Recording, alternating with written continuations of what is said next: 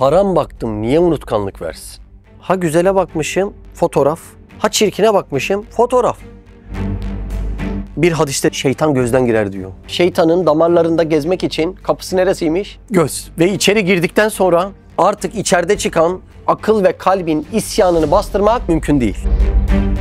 Gözden o haramları doldura doldura şu soruyu mutlaka soracaksın. Namaz kılıyorum, tadı yok. Oruç tutuyorum, tadı yok. Kur'an okuyorum ve okumak istemiyorum çünkü tadı yok. Sizce yapılan ibadetlerin dahi tadının gitmesinin sebebi nedir? Şeytanın gözden girmesidir. Önemli bir meseledir. Bir hadiste diyor ki şeytan gözden girer diyor. Çok dehşetli değil mi? Allah Allah. Şeytanın damarlarında gezmek için kapısı neresiymiş? Göz. Ve içeri girdikten sonra artık içeride çıkan akıl ve kalbin isyanını bastırmak adeta mümkün değil. Bastırılamayan isyan gözü nereye kaydırır sizce?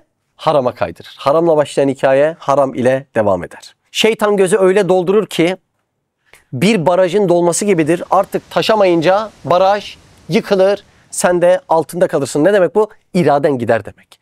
Barajı farklı görüntülerle, seslerle, videolarla doldurur, yıkar, altında kalırsın. Barajın altında kalmak ne demek? İraden elden gider demek. Orman yangınları nasıl başlar? Küçük bir alev ile. Ufak bir meylin nerelere gidebileceğini insan kendisi kestiremez. Silahta tetiğe bir kez dokunduğun anda mermiyi durdurmak mümkün değil. Peki o mermi ters bir yere giderse seni mahkum eder mi? İnanın bakış böyle. Yanlış bir şeye uzun uzun demiyorum. Birinci bakıştan bahsediyorum. Birinci bakış böyle. Bakarsan düşünceye dönüşür. Düşüncen şehvete dönüşür. Şehvetin plana dönüşür.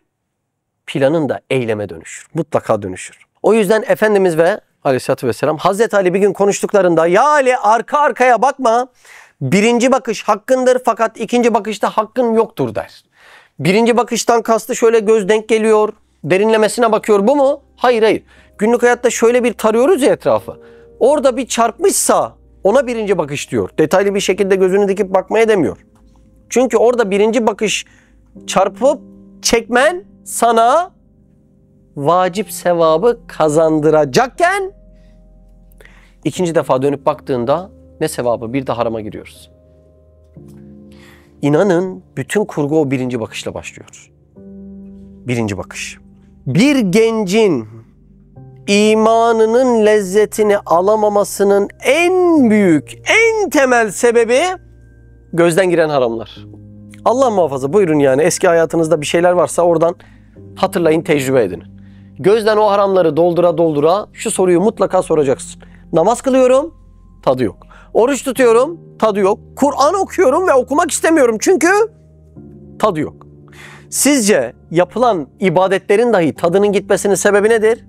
Şeytanın gözden girmesidir. Önemli bir meseledir. İbadetin tadını gönderen, alan mesele gözden giren haramlardır. Ve bunun içinde uzağa gitmeyin. Gözden giren haramlara en büyük örnek elimizdeki telefon. Şimdi bunlar bizde standartlaştı yani. Bizde gözden giren haram deyince affedersiniz böyle ekstra bir şey yapmak gibi geliyor akla. Hayır öyle değil. Açıp bakacaksın acaba nedir haramlar diye.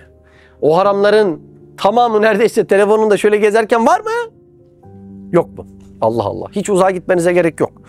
Yani gözden giren hatta telefondan diyelim mi direkt? Değil mi? Hep elimizde. Telefondan giren haramlar sufliyata vesile olduğundan imanın tadını çıkaran en büyük meseledir.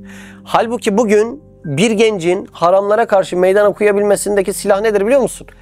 Yaptığı ibadetlerin lezzetini alabilmesidir. Allah Allah. Bakın şu hadisi bir okuyayım size. Harama bakmak şeytanın oklarından zehirli bir oktur. Zehirli bir ok. Şeytanın okları varmış. Bir de zehirlisi varmış. Gün geçtikçe seni tüketmeye devam edecek. Yoksa birinci bakışta ne var? Zaten dirisin, enerjiksin, dinamiksin o yüzden bakıyorsun öyle değil mi? Birinci bakışta ne var? Zehir dokunduğu anda yıkıyor mu adamı? Zaman içerisinde eritiyor. Şeytanın okları varmış bir de zehirli oku varmış. Zehirli oku neymiş? Gözden giren, telefondan başlayan haramlar. Harama bakmak şeytanın oklarından zehirli bir oktur. Allah'tan korktuğu için. Allah'ı bilmeden kim korkacak? Kim korkacak marifetullah'ı bilmeden? Kim korkacak? Adamın aklında Allah dediğin sadece camide var. Başka hiçbir yerde yok ki Allah. Bu nasıl korkacak Allah'tan? Bu sebeple Allah'tan korktuğu için ya bunların altını doldurmak lazım yani. Harama bakmayı terk eden kimseye mükafat olarak Allah öyle bir iman verir ki onun tadını kalbinde hisseder. Hadis bu. Bu şehvet var ya petrol gibi hazine. Bunu doğru kullanıldığında zengin olursun, tadından yenmez bu. Ama sen petrol bölgesini çoluk çocuğa emanet edersen ateşler çıkar, infialler çıkar, bütün bölge patlar gider. Aynı böyle oluyor. Şimdi şurayı benim anlatmam lazım. Bir insan lezzet almak zorunda mı? Zorunda. Ya neyden ya neyden? Ya helalden ya haramdan. Bir insan gözünden giren sufliyat ile zehirlenmeye başlarsa burada diyor ki helalden artık lezzet alamaz diyor. Sizce nereden lezzet aramaya başlayacak? Haramdan, haramdan. Ne kadar derin mesele değil mi? Ve işin neticesi şuraya gider. Haram bakan helal davranamaz. Kişi şizofrene bağlıyor sonra. Gözüyle sürekli haramları içeri alıyor ve vicdanından bir ses geliyor. Namaz kılman lazım. İstiyor, gerçekten istiyor. Ama istediği namazı gerçekleştirebilecek enerjiyi bulamıyor. 3 enerjiyi hatırladınız mı? Bakın bugünün en önemli meselesi o. En önemli meselesi. 3 enerji meselesi. Adam namaz kılmak istiyor. Kaç kişi geliyor buraya? Ve samimane söylüyor Allahu alem değil mi yani? Ya istiyorum diyor. Ya zaten samimi söylemese burada ne işi var? Gelmez ki. Gider başka yerde eğlenir öyle değil mi? Demek adam buraya gelmişse bir şey istiyor bu adam yani. Ya hocam diyor namaz kılmak istiyorum ya. Oruçtan lezzet almak istiyorum yapamıyorum diyor. Yani bir adam bunlara amel etmeye gücü yetmiyor. Şehvetin nasıl bir enerji kaynağı olduğuna ve nasıl tüketileceğine ve bir adamı nasıl mutsuzlaştıracağına lütfen burada hesap et. İnanılır gibi değil. Şimdi bu haram nazarla ilgili önemli mesele anlatmam lazım. Enerjiniz yerinde mi? Bak şimdi. Kesif ne demek biliyor musunuz kesif? Kesif, sert, katı, taş demek. Yani bunu bir taş olarak düşünün. Bu nedir? Kesiftir. Şu demek kesif. Buradan Mustafa senin olduğun mesafeye tesir edemez. Mesela taşı böyle tutsam taşlaşır mısın? Hayır. Taşı böyle tutsam katılaşır mısın? Yani sana bir şua gönderebiliyor mu? Gönderemiyor. O zaman bu nedir? Kesiftir. Masa kesif midir? Kesiftir. Tablet kesif midir? Kesiftir. Saat kesif midir? Kesiftir. Kesifi anladınız mı? Kesif bu demek. İkinci kelime yarı nurani. Hem gözüküyor hem de uzağa tesir gönderebiliyor. Örnek ver. Güneş. Çok güzel. Kesif, sert, uzağa tesir gönderemez. Yarı nurani hem gözükür hem de tesir eder. Güneş seni ısıtabiliyor mu Mustafa? Evet. Güneş seni ışıtabiliyor mu Mustafa? Evet. Güneşi görebiliyor musun? Evet. Demek ki güneş nedir? Yarı nurani. Üçüncüsü de nurani. Tam nurani yani. Gözükmez ve tesir eder. Örnek? Ruh. Nasıl olay? Bir aynanın karşısına taşı koysam, taş kendi özelliklerini aynaya verebilir mi? Veremez. Neden? Kesif çünkü. Bir aynanın karşısına güneşi koysam, güneş özelliklerini aynaya verebilir mi? Verebilir. Isı verir, ışık verir. Neden? Çünkü yarı nurani. Yarı nurani olan güneş fotonlarıyla nasıl bir madde gönderebiliyorsa, tam nurani olan ruh da bir madde gönderir. Bu maddeye biz timsali suret diyebiliriz, tılsım diyebiliriz. Batı'da da bunu astral vücut şeklinde de kullanmışlar. Yarı nurani olan güneş fotonlarıyla karşıya bir tesir gönderebiliyor mu? Evet. Yarı nurani güneş fotonlarıyla bir tesir gönderebiliyorsa tam nurani olan ruh da karşıya bir tesir gönderebilir. Bak şimdi çok enteresan ya. Açıklığın bol olduğu bir yerde geziyorsun. Döndün şöyle baktın. Açıklığın bol olduğu yerde güneşin altında gezsem güneş bana tesir ediyor muydu? Ediyordu. Peki baktığım ruhun içinde sufliyat varsa o da tesir eder mi bana? Baktığımdan tesir geldi, ruhundan parça aldım. Baktım, tesir geldi, ruhundan parça aldım. Baktığın ruhlarda ne kadar sufliyat varsa her birisinden parça aldın. Birkaç ay önce yaptığın fiiliyat sürekli harama nazar etmekti. Aradan 1-2 ay geçiyor, vesveseden panik atak olmuşsun. Nereden böyle oldu diyorsun? Baktıklarının ruhundan Nasıl tesir aldıysan o şekilde böyle oluyorsun. Nasıl mesela? Bizim cemiyette şahs-ı manevi diye bir kavram var. Malumunuz. Bir tüzel kişiliktir. Ne demek biliyor musun şahs-ı manevinin aslı? Burada bulunan insanların ruhundan çıkan tesirlerin ortak havuzda buluşup oluşturduğu kamil kişiliğe şahs-ı manevi deniyor. Şahs-ı manevi de buymuş. Yani bizden oluşan bir parçacıkmış. Görüyor musun olayı? O tüzel kişilik yine bizden oluşuyor. O yüzden cemiyetin gıybet üstüne kuruluysa şahs-ı manevinin de o şekilde oluyor. Cemiyetin hassas güzel kalplerden oluşuyorsa şahs-ı manevinin de o ölçüde oluyor. Neden? Çünkü yarı nurani güneşin tesiri olduğu gibi. Mesela dünyanın karanlık yerlerine güneş gider mi? Gider. Kızılötesi ışıkları var güneşin. O kadar gidiyor. Yarı nurani güneş bu kadar delip geçiyorsa tam nurani ruh ne yapar? Çıktın dışarı, aman dedin, ne olacak dedin, bir ona baktın, ondan tesir aldın. Bir ona baktın, ondan tesir aldın. Bir ona baktın, ondan tesir aldın. Bir bakmışsın vücudun derbeder olmuş. 2-3 ay sonra içinde bulunduğun manevi hastalıkları hesap bile edemiyor. Yani dışarıdan maddi mikrop aldığında gireceğin hastalığı hesaplayabiliyorsun. Ama dışarıdan manevi mikrop aldığındaki hastalığı hesaplayamıyorsun. Nasıl mesela haram nazarda? İnanılır gibi değil. Allah Allah. Çok enteresan. Mesela bazen aynı ortamda iki benzer konuşma yapılır. Birisi çok etkiler, birisi etkilemez. Doğru mudur? Doğrudur. Mevlana Hazretlerinin şu lafı tam ortaya çıktı. Laf nereden çıkarsa oraya girer. Laf sadece dudaktan çıkarsa muhatabın kulağına girer. Laf gönülden çıkarsa muhatabın gönlüne girer. Neden? Yarı nurani güneşin tesiri olduğu gibi tam nurani olan ruhunda tesiri vardır. Aynı konudayım, bir yer okuyacağım. Tesettür Risalesi 24. lemadan. Dikkatli dinleyelim. Elbette açık saçıklık kıyafetine giren güzel bir kadın. Başrolde açık saçıklık kıyafetinde güzel bir kadın var. O etrafa mı bakar sizce? Hayır, ona bakılır. Şimdi konu değişti. Az önce verdiğim örnekte sen bakarsan dedim. Şimdi sana bakılırsa konusuna geçiyor. Elbette açık saçıklık kıyafetine giren güzel bir kadın. Bakmasına hoşlandığı namahrem erkeklerden onda 2-3'ü varsa 7-8'inden istiskal eder. Yani 2-3'ü bana baksın beğensin istese de 7-8'i bakmasın, rahatsız ediyor bunlar beni der. Hem tefahhuş ve tefessüh etmeyen, fuhuşa düşmemiş ve çürümemiş. Güzel bir kadın nazik ve seri teessür olduğundan hemen etkileniyor. O kadına dokunsan hemen etkileniyor. Olduğundan cümleye çok dikkat. Maddeten tesiri tecrübe edilen, belki semlendiren. Ya maddeten dedi, duydunuz mu? Maddeten tesiri tecrübe edilen. Belki semlendiren. Zehirlendiren pis nazarlardan elbette sıkılır. Bak tekrar ediyorum. Baktı geçti değil konu. Maddeten tesiri var diyor ya nazarın. Maddeten tesiri tecrübe edilen, belki semlendiren pis nazarlardan sıkılır. Bu da bakılmanın getirdiği dezavantaj.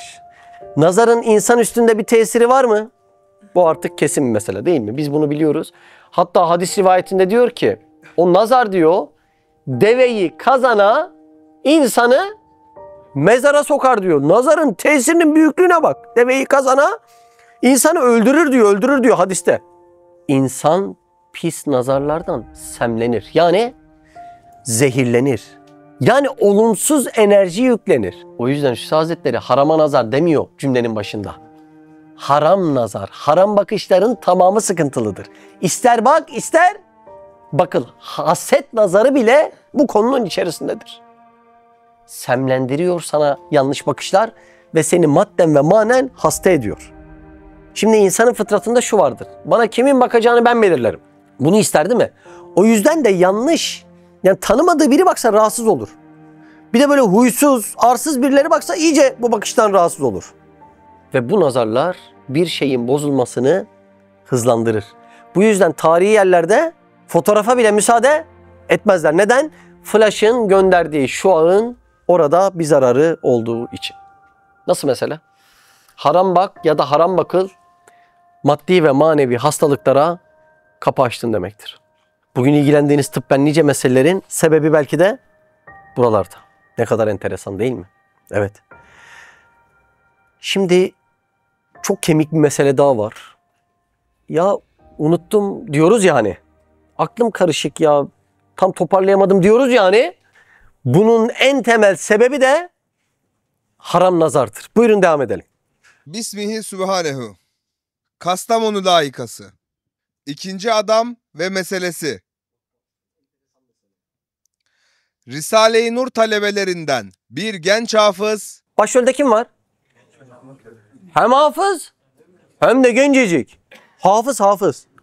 Kur'an'ı ezbere biliyor ya. Ve gencecik birisi. Başrolde bu var. Evet. Pek çok adamların dedikleri gibi dedi. Bende unutkanlık hastalığı tezahür ediyor. Ben de dedim. Mümkün oldukça namahreme nazar etme. Bu unutkanlık hastalığının kime kadar gittiğini anladınız mı? Genç bir hafız ve diyor ki ziyadeleşiyor. Gitgide artıyor. Ne yapmam lazım buna diyor. Bizim burada ne yapmam lazımı soralım ama ölçümüzde de bir bozukluk var. Yani biz farklı ve çok yanlışlığı belirgin kanallara girmedikçe baktığımızda haramlardan saymıyoruz yani. Mesela televizyonda çıksa bu normal. Instagram'da gezerken çıksa bu normal. Yani günlük hayattan mübaşeret kurduğumuz herhangi birinde böyle bir bakış çıksa bu normal. Bunları normal sayıyoruz. Yani bizim ölçümüzde de bozukluk var mı? Ölçümüzde de bozukluk var. Yani dönüp bunu ilim ve bilgi cihetinde doldurup bunun doğrusu neyse onu öğrenmemiz lazım. Bir de şurada şu kelimeye dikkat edin. Mümkün oldukça namahreme nazar etme diyor. Tamamen kesme diyor Üstad Hazretleri. Mümkün oldukça. Şu demek bu.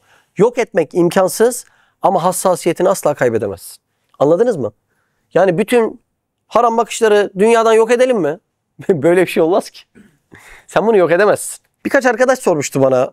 İşte filanca mesleği yapacağım ama gideceğim bölgede de böyle bir şeyler. Çok güzel gönüllü arkadaşlar. Vallahi yapacaksın yani. Sen o bölgelere gitmezsen oraya kim yetişecek? Kim anlatacak onlara? Yani bir şeyler var diye sen oraya gitme, o da oraya gitmesin, o da oraya gitmesin. Kime kalacak oraya? Anladın mı demek istediğimi? Yani o yüzden mümkün oldukça diye enteresan bir kelime kullanmış Üstad Hazretleri. Başrolde kim vardı? Genç hafız. Derdi neydi? Unutkanlık hastalığı. Buyurun. Çünkü rivayet var.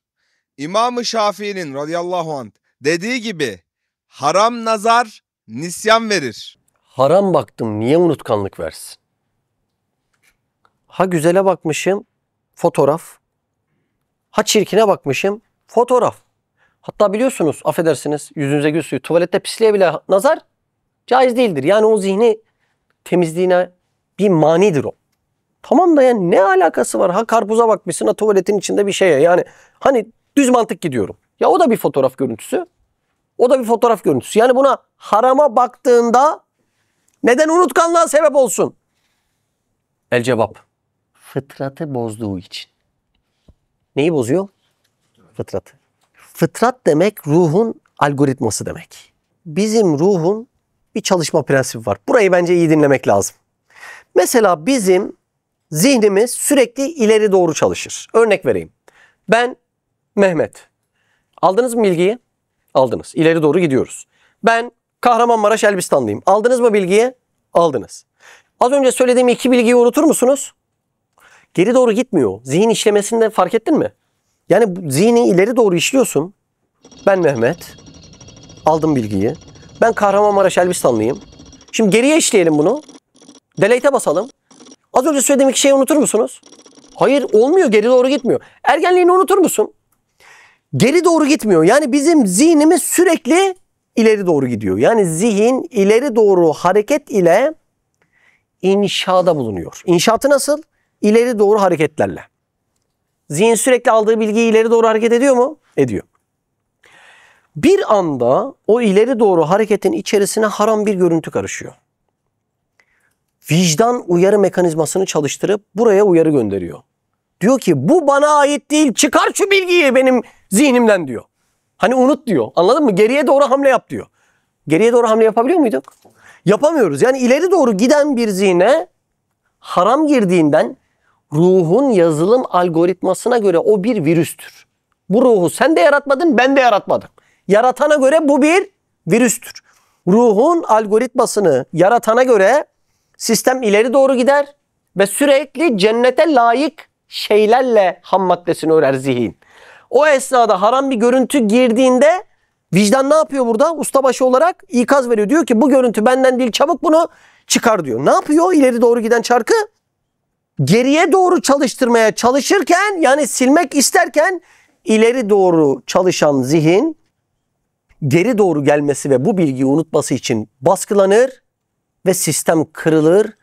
Zihinde bir kaos oluşur. Bilgiler keşmekeşe düşer ve unutkanlığa sebep olur. Nasıl mesela? Acayip değil mi? Eskiden bizim hani soba diye kullandığımız Windows bilgisayarlarımız vardı ya eskiden.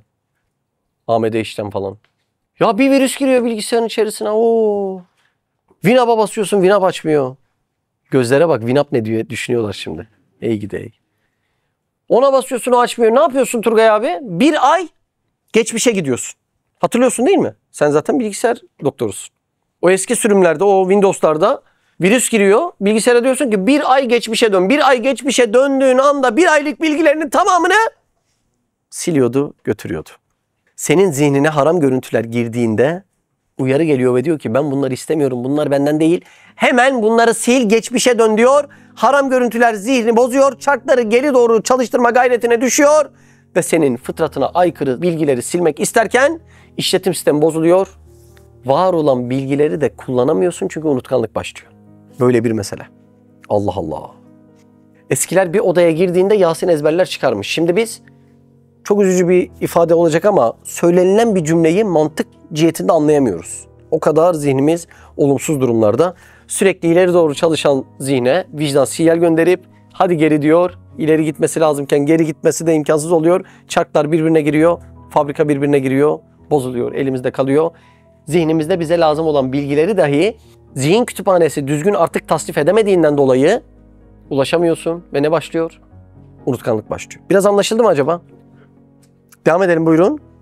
Evet, ehli İslam'da nazar-ı haram ziyadeleştikçe hevesat-ı nefsaniye heyecana gelip vücudunda sui istimalat ile israfa girer. Haftada birkaç defa gusle mecbur olur. Ondan tıbben kuvve-i hafızasına zaaf gelir. Çünkü söylemiştim, bu israfatı yapamayız. Çünkü bel suyu dere suyu değildir. Onu baraj yapıp enerjiye dönüştürmen gerekirken sürekli onun israfı etrafta ne varsa yıkar geçer.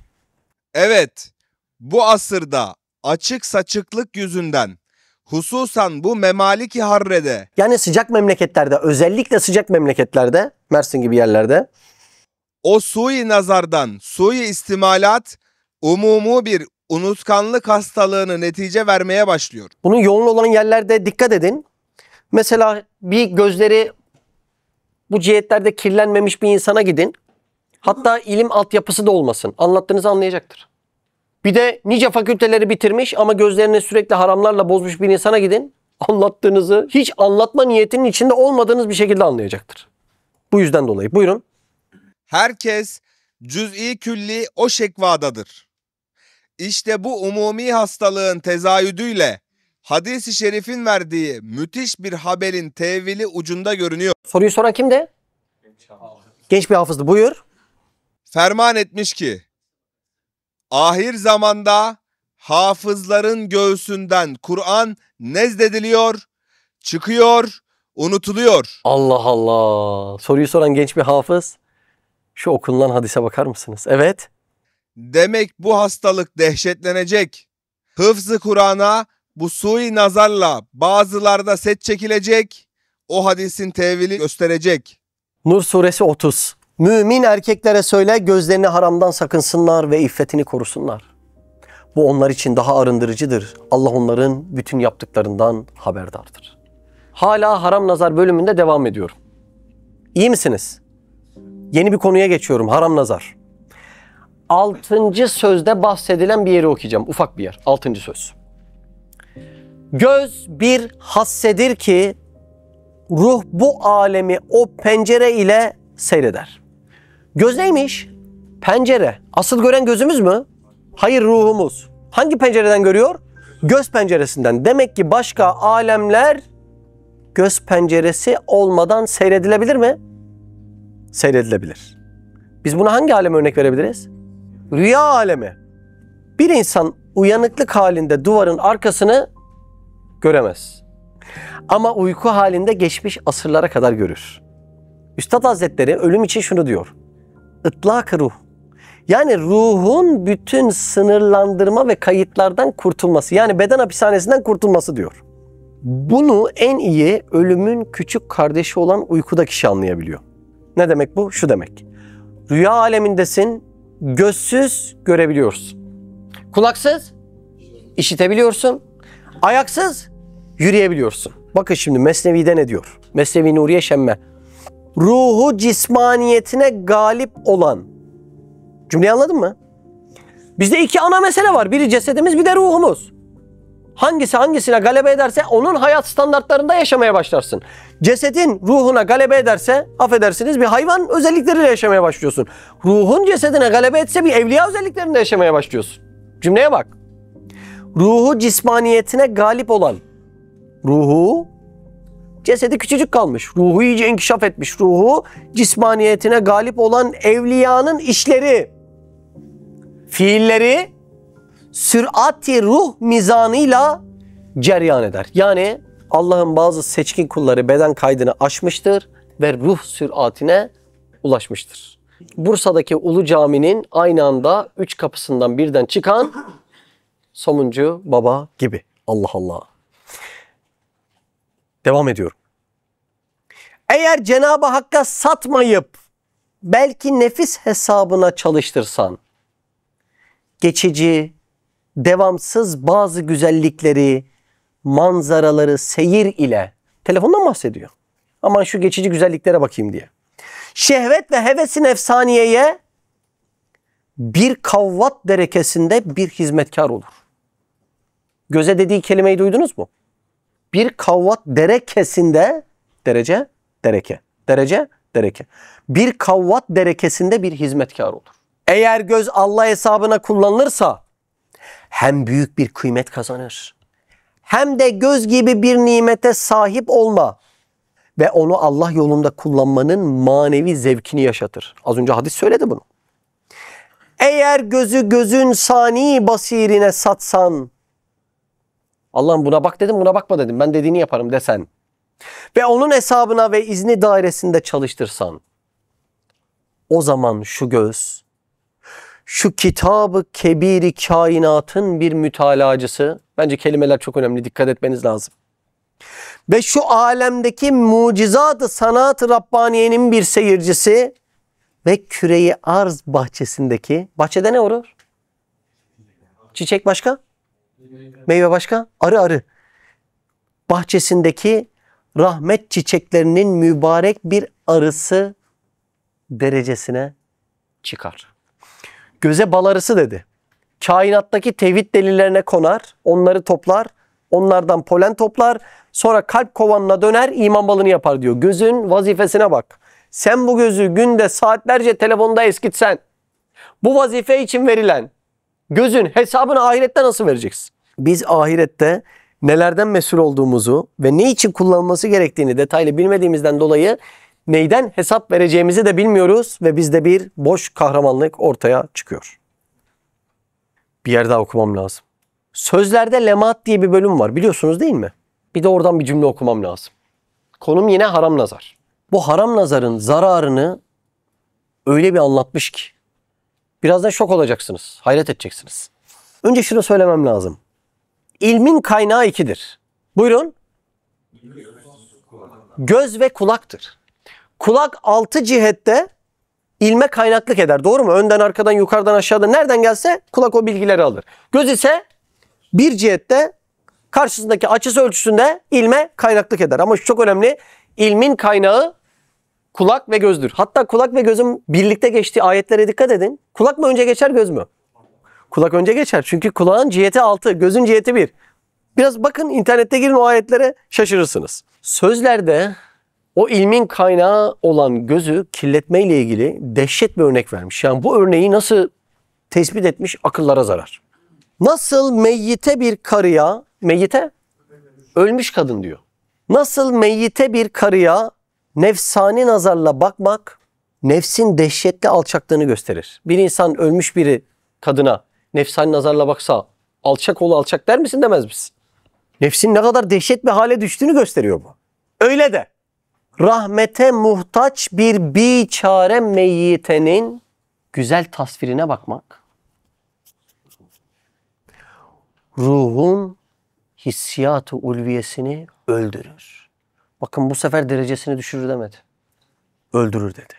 Telefonlarda baktığınız fotoğraflar ve videolar ölü hükmündedir. Çünkü kadının hayatlı ve hakiki şekli o değildir. O hayatsız ve hakiki olmayan bir şekli telefonun içerisine fotoğraf ya da video olarak yerleşmiştir. Yani fotoğrafta bakarken orada bir canlı var mı? Orada bir canlı yok. Demek fotoğraftaki kadın sureti ile ölmüş bir kadının cenazesi arasında pek az fark vardır. Ona bakmak, Üstad Hazretlerinin az önce ikat ettiği şeye bakmakla aynı oluyor. Nasıl meyyite bir karıya nefsani nazarla bakmak. Nasıl alçaklıktır değil mi? Bu bakmanın neticesi ne olur dedi? Ruhun hissiyat-ı ulviyesi zarar mı görür dedi? Ölür dedi. Bu ne demek? Şehvet neydi bizde? Enerji kaynağın bitti. Neticesi manevi kapılar sana kapandı. Kitap okuyamazsın. Derse gelemezsin. Öyle bir enerji bulamazsın. Namaz kılamazsın. Sana bahsedilen bir şeyi anlama kabiliyetlerin düşer. Okuduğun bir şeyi ezberleme kabiliyetlerin tamamen biter. Dikkat edin, gözde arıza olan bir adama ehliyet vermezler. Gözünde arıza olan bir Müslümana da manevi kapıların ehliyetini vermiyorlar. Özellikle yaz vakitlerinde birçok insanda manevi performansının düşme sebebini anladınız mı? Göz. Evet. Siz de Hayalhanem'in yurt içi ve yurt dışı projelerine destek olmak için buradaki linke tıklayarak online bağışta bulunabilir veya aşağıdaki iletişim numaralarından bizlere ulaşabilirsiniz.